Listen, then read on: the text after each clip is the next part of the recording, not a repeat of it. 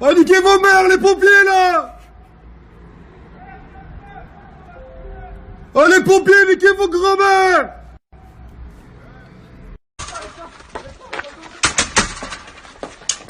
Oh, les cocktails! Oh, les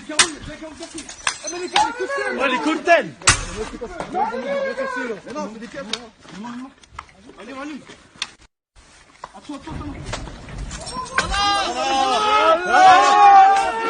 Voilà! Oh, la mort au fond! Putain, merde, voilà! Allez-le!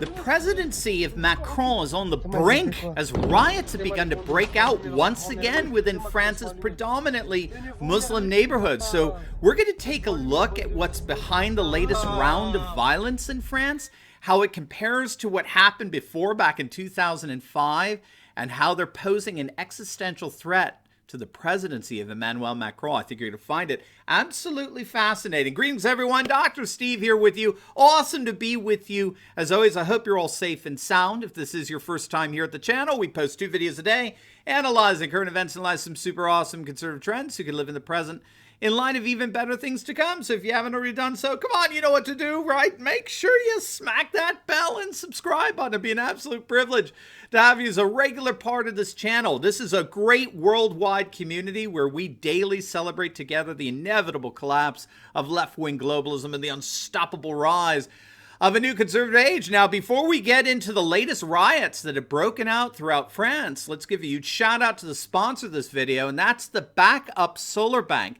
In the midst of this whole emergency situation we find ourselves in, one of the best things we can invest in for your protection when the lights go out is what's called a solar power bank. It's a backup power bank that's powered by the sun. So it allows you to charge up to 2 devices at once, and you'll never ever have to waste money on batteries again. It's amazing. Now, limited supply lasts, and this is your very last chance to get yours at a discount before they sell out. So don't wait. Click on that link below right now and give you and your family the gift of power anywhere in the world. It's awesome. Click on the link below and visit backupsolarbank.com and use the promo code Turley15 to get 15% off. You'll be glad you did. All right, let's dive right in here. You know, poor Macron. I mean, you almost feel sorry for the guy. Last Saturday in Villeneuve-la-Garenne, in a northern suburb of Paris, where there's a high concentration of Muslim migrants there, a man reportedly known by the police ended up breaking his leg when his motorcycle collided with an open door from an unmarked police car.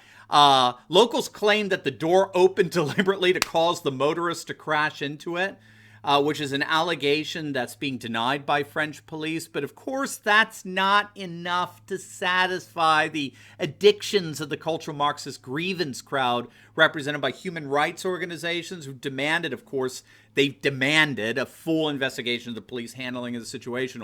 But a number of Muslim migrants there in France decided they weren't going to wait for the investigation. Instead, they've decided to riot and burn the city down, as it were. And so for the last 4 successive nights, riots have begun to spread to 4 other Parisian suburbs that comprise France's so-called no-go zones, right? These are areas that, again, are made up of a highly dense Muslim migrant population that's extremely antagonistic towards French police, such they often don't even bother patrolling or going into those areas. So France is once again burning under very similar circumstances. I want to give another huge shout out to Based Poland on Twitter, who always manages to find some of the best footage out there when it comes to matters just like this, where the fake news media wants you to think that everything is fine and dandy when it comes to their approved globalist leaders like Macron. Now, what's going on here in France is not a coincidence. The writer and historian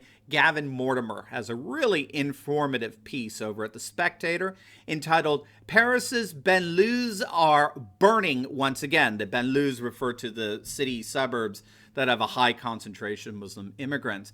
At the heart of the piece is the recollection of the 2005 riots that spread like wildfire throughout France, particularly in the so-called banlieues.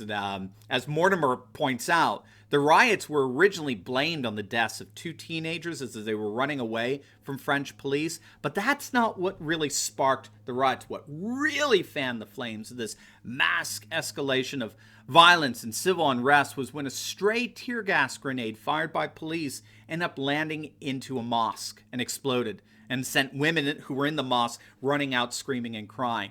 It was that event that sparked a full 3 weeks of riots throughout the nation that caused the then President of France, Jacques Chirac, to declare a national emergency. Over 8,000 vehicles were burned by rioters. There were nearly 3,000 arrests throughout the 3 weeks of riots. Well, those riots began during the holy month of Ramadan, which is often a period of significant intensification of sectarian, pressures and angers. Well, as it turns out, these riots are happening right now in France, and they're also taking place in the shadow of Ramadan, which begins, conveniently enough, this Thursday, right? Tomorrow. Yeah, tomorrow. So, now what's so interesting here is that, as Mortimer points out, the major beneficiary of the original riots back in 2005 was Nicolas Sarkozy, who was the interior minister at the time. Sarkozy went on to win the 2007 presidential election by siphoning off a number of voters from the National Front, headed back then by Marine Le Pen's father, Jean-Marie Le Pen. Sarkozy basically stole the political platform of the National Front, promising to, crack down on immigration, and he even described the rioters as riffraff, and his hardline image attracted many right-wing voters. Now, of course, Sarkozy turned out to be a total disaster. He was all talk and no action. He was a total globalist sellout. But he continued his vilifying rhetoric against France's Muslims, which caused 86% of them to vote for the socialist François Hollande in the 2012 election.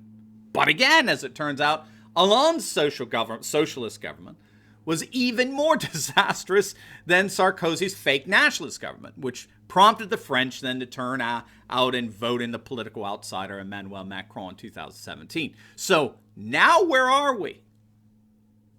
What do you think is going through Macron's head right now with these riots breaking out among France's Muslim population? Of course he's concerned that this could spark 2005 all over again, right? 4 successive nights of riots spreading throughout 4 Parisian suburbs.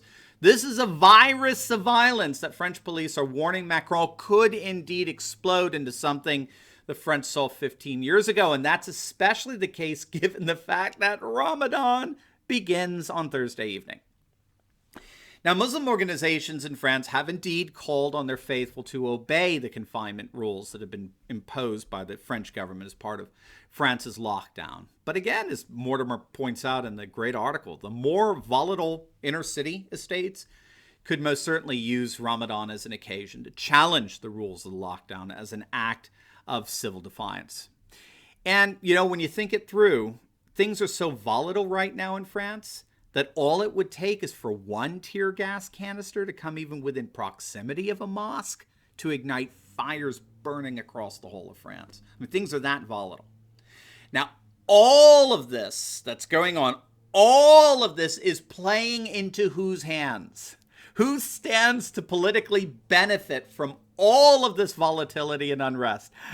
Did you say one Marine Le Pen? Well, you would be absolutely right. Marine Le Pen has taken to Twitter to blast the laxity of the French government after it freed hundreds of prisoners to try to slow down the spread of the coronavirus. She tweeted out that this is no longer time for charitable sentiments, excuses, or disastrous policies. The time has come to disarm and neutralize the scum.